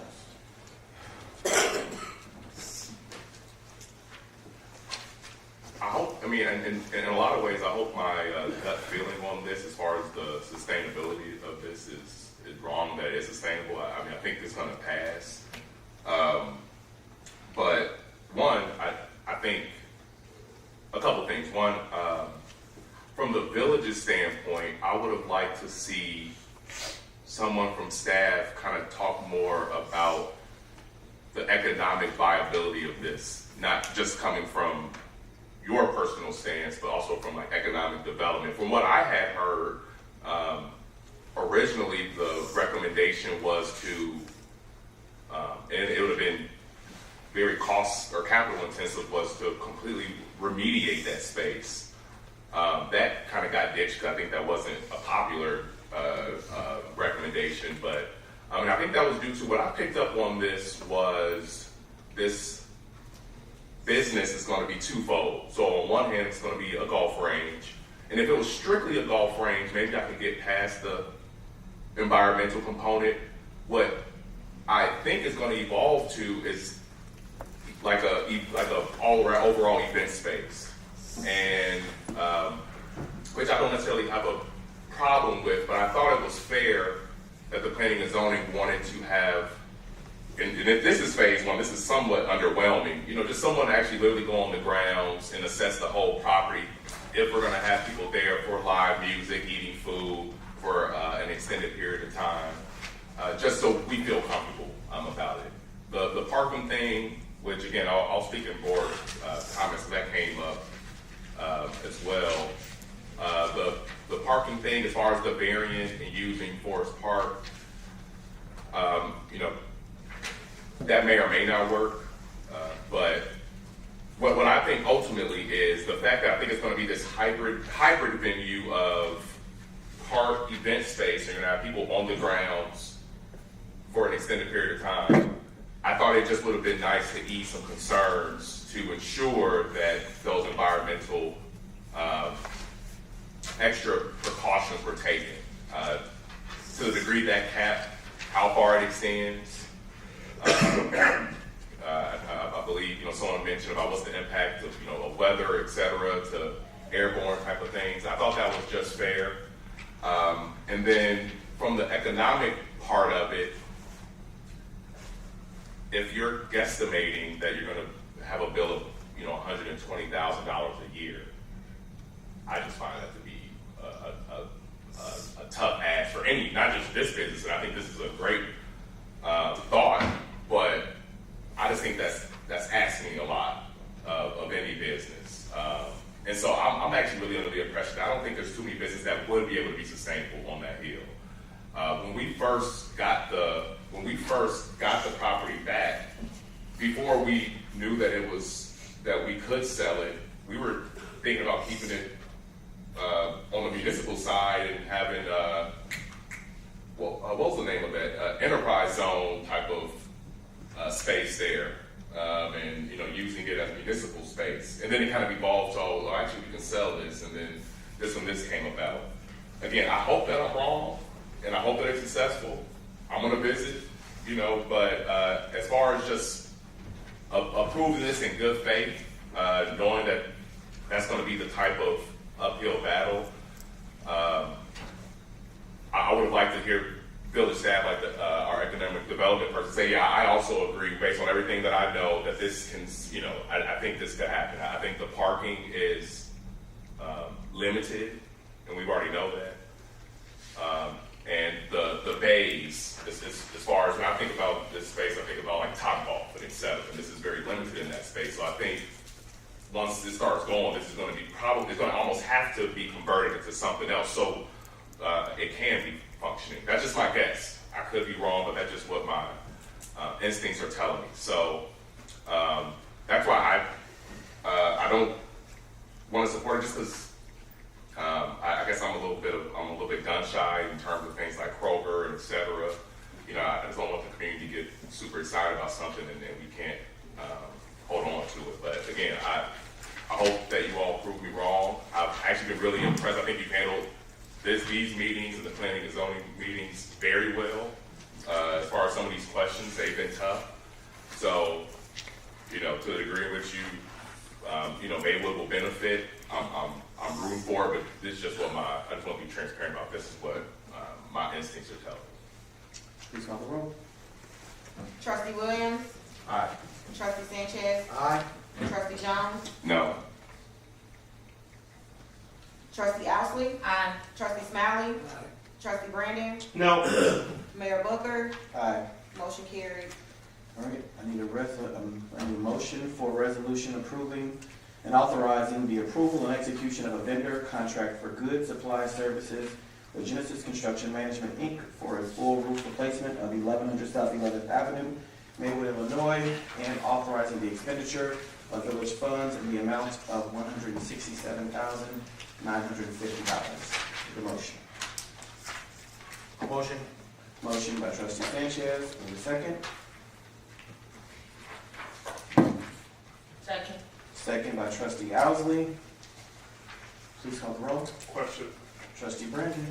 Did we solicit any additional bids for this? There have been several solicited bids for this project. The project, really, we're saying we're spending the $167,000, but just to remind everybody, this is the project that we are receiving $250,000 from LISC in regards to a grant for it. We also are receiving $250,000 from DCEO from it, so we cannot pull that LISC nor that DCEO money without actually having showed that we went out for these 3 bids. Okay, I would like to see, get a copy of the 3 bids. I don't know if they. I'm sure the director of can provide you that. Okay, please call the roll.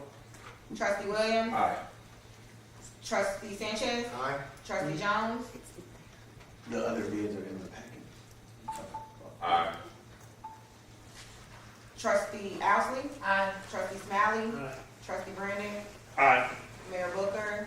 Aye. Motion carried.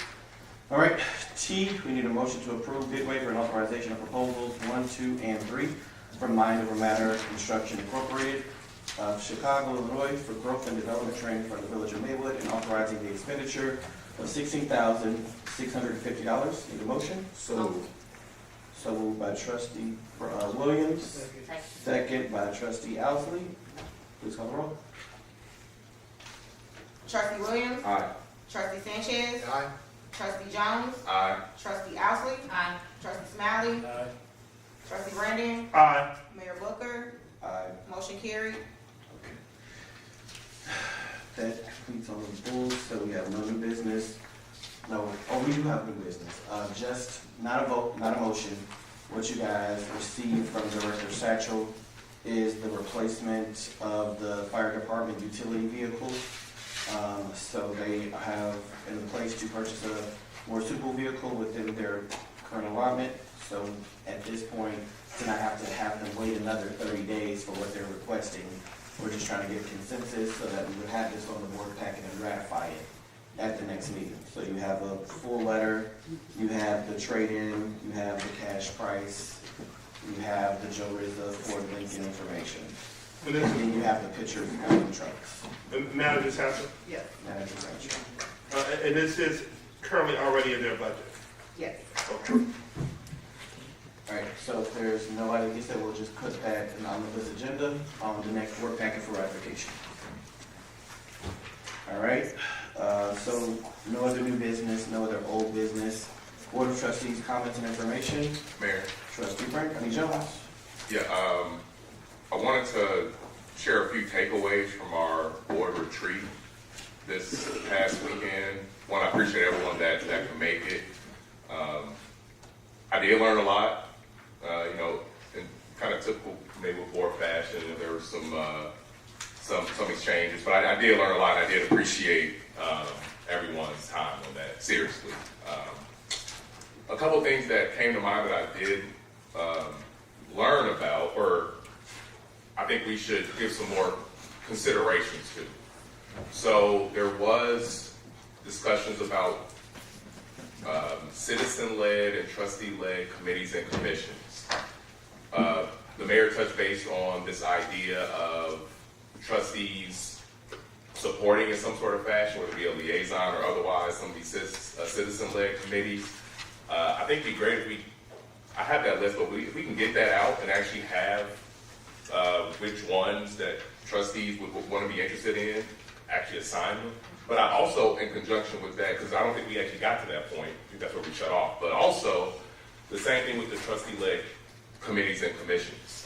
I think the trustees can assign which ones they're interested in, and I'm kind of looking over here, I'm looking at you, Banks, and hoping maybe you can handle this if the board is okay with it, is, so whether it be those citizen-led committees, maybe there's 3 or 4 that you're interested in supporting, and then with the trustee-led committees, maybe there's one that you're interested in chairing or one that you're interested in co-chairing. But I would like to see this on the agenda for the next meeting. We actually have outside of what we mentioned about the village manager role, we also have a role in governing and overseeing those goals, and we do that through these committees and commissions. And that mirrors almost any other council manager form of government. So to the degree which we need to be voting on that and actually doing that concretely, and there was this thing thrown around that has since expired, so let's expire it. And I'm asking if the board can give, I guess I'm looking for a consensus to have what we miss things. Just send that out, like, hey, let me know which ones you're interested in, those citizen ones, because the mayor brought it up. No one, jumped at it. We didn't say, I'll do this one. But then also the committee, the trustee-led ones. Which ones are we interested in? And then we could just vote on which ones we want to do. But we need to do that. And I think especially now as we're transitioning, leadership, et cetera, it'd be good for us to get, re-engaged and also talk about what that looks like. So that was one comment I wanted to make. Another thing I wanted to make was about parking. So the mayor reminded me, we did have a meeting a long time ago about parking. I can't quite remember where it landed off. Outside of after that, we had a referendum that was voted on to have overnight, that there was this non-binding referendum in terms of a non-binding referendum as far as allowing overnight parking. So there seems to be a consistent conversation, whether it be on social media or what have you. Ms. Satchel did describe what the rules are as it relates to that. So what it seems to me is there needs to be certain areas that should be electing in certain, whether we break it up by precinct or by blocks, that can elect to be into the idea of having overnight parking. I would imagine it's going to be the areas with our larger apartment complexes, and just figuring out what that is. So whether or not we revisit the policy about the 2 cars per unit and revising that, and getting the landlords involved, because ultimately they should have the onus of ensuring that their tenants have parking and how many cars are assigned to their building and where they're scattered across the village at a certain time of night. The same way owners are responsible for their guests, I would think landlords are also responsible for their tenants and their guests at night on any random day in the village. And then we can help draft some sort of plan with that. I know, I get a sense that there's going to be a bulk of the community that's not interested in that. Like my block, for instance, I'm not interested in overnight parking. I love the seamless idea of who's having a party, who has visitors just by looking outside. Who's not supposed to be here just by looking outside. I already know that, okay. And I think in Maywood, partly being a bedroom community, that's one of the reasons why people move to the suburbs, because you can look outside and already know, okay, we're at capacity just by looking outside. There shouldn't be any cars on the street after a certain time. Now, that's not practical for every area, particularly down Fifth Avenue. So what that looks like, I'm happy to drive that conversation. I think we need to get to some sort of next point. I don't know what the next point would be, but my recommendation would be probably initially would be those apartment buildings, starting with those and what their parking allowance is and how many cars. It seems like a lot of households have 3 cars and 4 cars. And I think it's also about making clear that I think some people feel like they are entitled to have as many cars as they want, but the village isn't obligated to accommodate as many cars as they have. They're actually responsible for when they pick where they're going to live to understand what the parking situation is. And so we have rules, and so to the degree in which they can have their assets, that's fine, but we're not obligated to accommodate that. The owners of the buildings are, or the homeowners. So I don't know what the next best steps are, but I just want to throw that out there. And then there was one more thing. As far as getting a revised letter of intent from Living Fresh, I was joking, but I was also serious about, I thought it was a rumor about the management agreement. If that is something that is on the table, Mayor, I know you're passionate about it. It would be nice for us to see what that actually looks like. In particular, and I've heard the attorney say this, I think this was Mike Jeruzzi, I'm very unfamiliar with this, so maybe this can be explained. If the village owns property but has a tenant, what does that look like from a property tax perspective? I'm just not comfortable with that, with that part of, I guess, what that looks like. But if that's our intent, saying that we're still going to be able to gain property taxes or whatever by doing that, then it just needs to be spelled out, and so we can understand it. Because when we originally were thinking about this agreement, they were absolutely purchasing the building, and I thought that was it. But it sounds like we're going to be landlords essentially, and it sounds like we're essentially going to have a village-owned grocery store where someone's managing it. So, correct me if I'm wrong, that's what I got from the meeting. So if that's the case, then I would like for us to revisit or come up with some sort of language of what that looks like so people can follow what that is. But yeah, outside of that, those are my few takeaways from the meeting. Outside of hearing from the department heads, that was great. Thank you for your time. That's it. Thank you, trustee. Just to give a point of clarity, the community did the vote of the non-binding referendum question before you were given the board packet, in regards to 4 different communities and how they do parking. I gave that to you, and we were meeting in my office after that because you were on the ordinance and compliance committee. So to drive it would have been the last 2 years driving it. What has happened is the Economic Innovation and Sustainability team do have a survey that they've had out. That survey has been at community meetings. That survey has been in newsletters. That survey has been given out to residents for about a year now, and it's on the village website. So the survey in regards to parking has been the next step. After that next step, they're looking at breaking it up into 4 different zones. So just like we had the zones for public safety, is the same zone of type parking.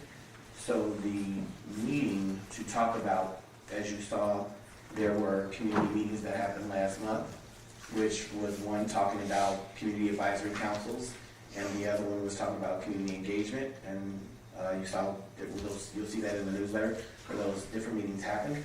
The next meeting about street parking will be March 26th at 6 p.m. and that'll be a Zoom where then it'll really break down who lives in what zone and who is for it and who's against it. And ultimately the goal is to have a fair shake of people who are for it and a fair shake of people who are against it, so that there's a meeting in the middle, because street parking is a complex issue, especially in a suburb. So that's where we are for the street parking. Which community-led committee is that? The one that meets on the 26th is called Street Parking? It's called street parking. Oh, okay. Yep. So the other one, and that was actually advertised in the newsletter last month as well for the people who came to the meeting. So Just catching up. no problem. So when you talked about the grocery store, right now there are 2 different grocery stores in Atlanta where Atlanta actually built out the grocery store, owns the grocery store, and it's in a management agreement. The grocer is looking at that agreement. We are looking at that agreement, but ultimately looking for them to say what are things that they want to go in, so then we ultimately will bring that back to the board. So there's nothing that can happen without board direction, but ultimately that is their ordinances and things were pulled, so I can easily email it to you. Mayor. So So you can be able to review it. just to clarify, There's no draft from Maywood right now. There is a draft they're reviewing that already is open grocery stores that are village owned and managed by a third party company. The other piece I'll say, when you talk about property tax revenue, I think when we were at the board issue, if you remember, like I said, no different if we decided to put a food court at the 200 building, we would have to carve out that section of revenue. There's multiple businesses, just like I referenced in the meeting. You have Bellwood. Bellwood has built 2 brand new apartment buildings. They are the owners of the building. They built the building. They have a management company manage the building. It's going to have property taxes, and it's going to bring in revenue. So to understand it, it's property taxes that will be due to the grocery store.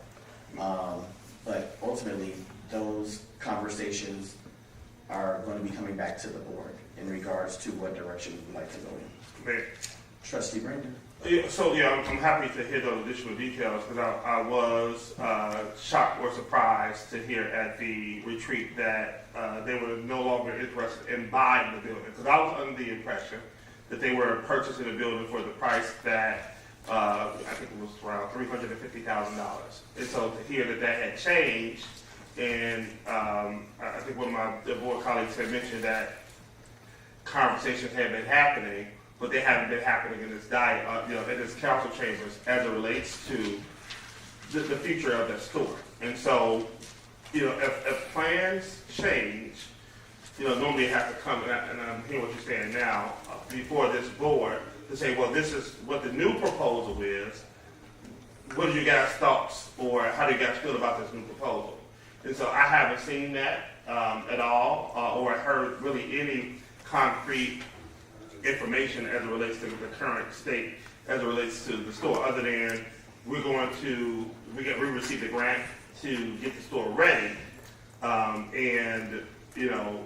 nothing on the Living Fresh side in regards to, them purchasing or moving forward with what they brought before this board as it relates to them purchasing the store and operating the store solely on their own. And so that was a little shocking to hear that they're not going to do that they're looking at this other things that's being looked at. But most certainly, those type of conversations do belong in the council chambers so that they can be tracked and traced of who said what, when, where, and how, right? And so, I look forward to seeing them bring in a new proposal before this board or a new request of how they would like to manage it, or they're no longer buying it, and then information in regards to the terms and agreements of a management agreement between the Village of Maywood and Living Fresh. But, that's something that I will hope that we're all made aware of, because it appeared, based on the training or the retreat, that some people had this information and then some people did not have this information as it relates to them managing the store versus buying the store. And so, just not a good way to govern a town as it relates to people having pieces of information. So it's my hope that we can get them in front of us and get some clarity on which way they're moving forward.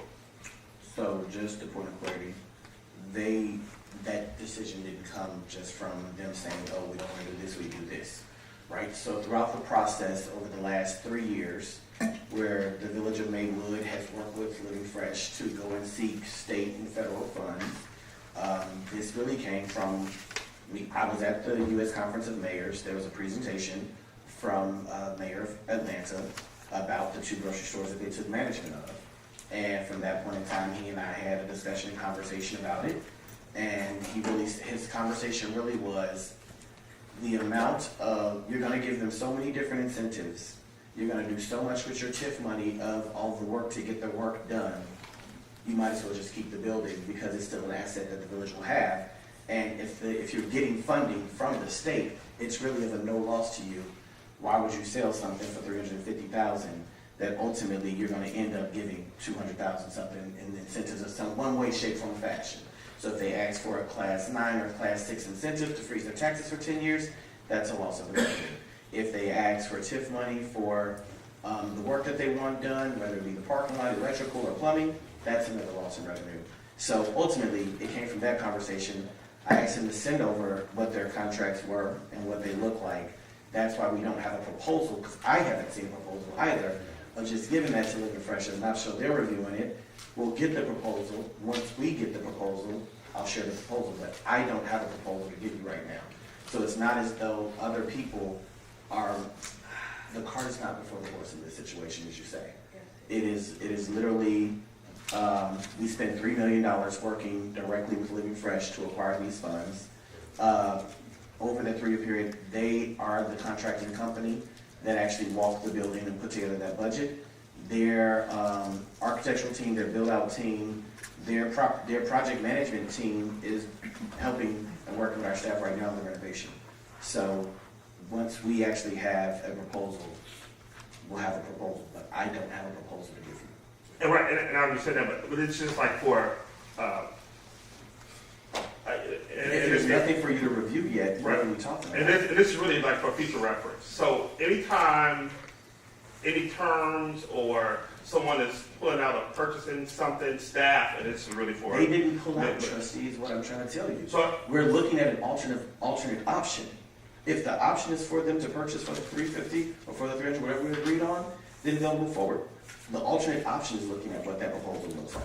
Right? understood, so they still may purchase the building? Yes. Okay, all right, I mean, I just heard something. It literally was, does it make sense to give them these class incentives, these TIF money, all this stuff, when really we could own the asset, especially looking at what happened 15 years ago when we poured millions of dollars into a project and then had to spend the last 15 years trying to get the rest acquired. So realistically, it just came from the conversation of what would an alternative proposal look like? Okay, gotcha, so I was under the wrong Yeah, that's impression what from this. Okay, so I'm they trying to still say, may purchase the building? I do not have a proposal. So Okay, it's still gotcha. a rumor. It is not a rumor, I'm telling you right now on public record. There is a proposal that is being looked at to present to the board, ultimately of saying, are we gonna offer option A or option B? Gotcha. Okay, that's But understood. ultimately, I don't even have a draft proposal. Who's working on it? So right now, we got the copy from the county to look, from Atlanta to look at it. Staff, who's working on it? Staff, that would be EIS. So Adrian Schaefer is the director of EIS. We have a business manager, and Will Mark Baker is our development manager. So right now, even when it comes to the renovations, you have the assistant village manager, Tracy Bay, who works with EIS department, who is walking the building, working the building, submitting these invoices. I have walked the building maybe one time in 2026. Has anyone else been offered to walk the building? It's a village building. I mean, to do what Living Word is doing. Nobody else spent 3 years signing $2.5 million. Nobody else spent 3 years putting together the $2.5 million budget. Nobody else went state and federal to advocate for the $2.5 million. Nobody else was given an LOI by the village of Maywood. So that's been the last 3 years. So we gave them an LOI 3 years ago. So leading up to that, to make sure that the village does not go into what we did in the past, which was assume all this debt and take it on, we went federal, state, and county to look for the funds. And they were a partner throughout the entire process to get that done. All right. We need to go into closed session to discuss the appointment, employment, compensation, discipline, performance for dismissal of specific employees of the public body or legal counsel for the public body, including hearing testimony on complaint 5 ILCS 120/2C1. A motion to go into closed meeting. Second. Motion for trustee Brandon, second for trustee Sanchez.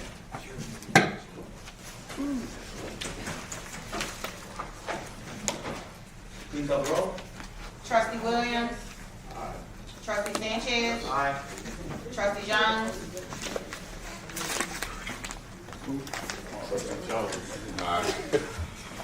Trustee Ousley. Trustee Smalley. Trustee Brandon. Aye. Mayor Booker. Aye. Motion carries, time is 9:02. All right, everyone have a good night. Thank you so much. Take care. Good night.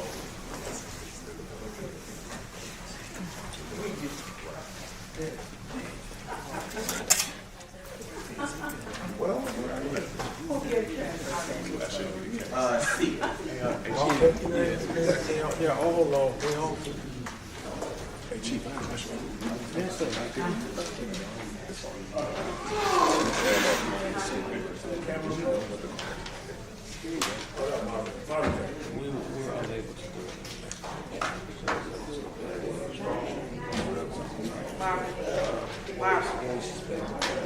Camera off.